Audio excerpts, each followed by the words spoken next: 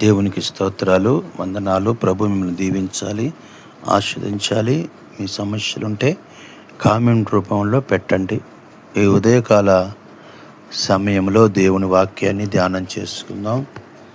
సామెతల గ్రంథము 21వ అధ్యాయంలో ఒక చాట ఒక వచనము రాయబడి ఉంది.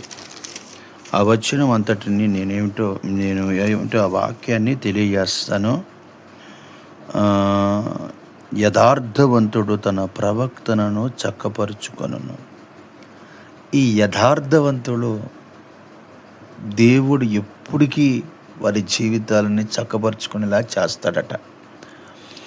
నీవు యథార్థంగా ఉన్నావు, నీతిగా ఉన్నావు, దేవుణ్ణి నమ్ముకున్నావు, పైగా నీవు నీ యొక్క పరిస్థితులను, నీ యొక్క జీవితము ఒక ఆశీర్వాదకరంగా ప్రభు మారుస్తాడు.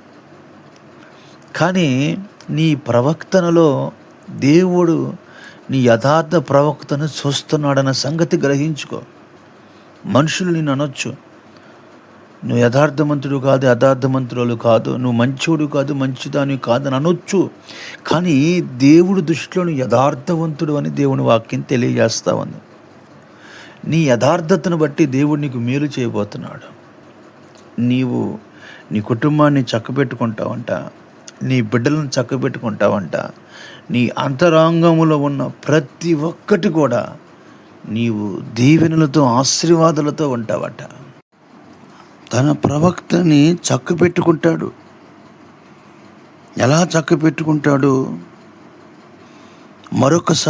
మరొక వాక్యం రాయబడి ఉంది. ఆహా, నీ కట్టడాలను గైకున్నట్లు నా ప్రవక్తన స్థిరపడి ఉండిన ఎంతో మేలు.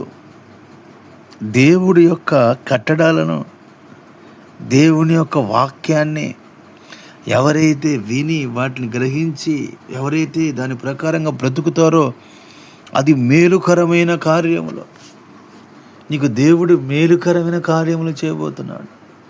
నీ ఆధ్యాత్మికమైన జీవితంలో కృంగిపోతున్నావా, నలిగిపోతున్నావా? యథార్థవంతురాలు నిన్ను ఆయన చక్కపరచబోతున్నాడు. నీ కుటుంబాన్ని చక్కపరచబోతున్నాడు. నీ బిడ్డల్ని చక్కపరచబోతున్నాడు. నీ ప్రవక్తనలో ఏ మార్పు లేదు. నువ్వు దేవుడి బిడ్డగా ఎన్నిక చేయబడిన వ్యక్తివి. నీ బిడ్డలకి, నీ కుటుంబానికి దేవుడు క్షేమాభివృద్ధిని కలగచేస్తాడు. నీ కుటుంబంలో ఉన్న సైతానపు శోధనలన్నీ దేవుడు తీసివేస్తాడు. దేవుడి మాటలు దీవించి ఆశీర్వదించును గాక.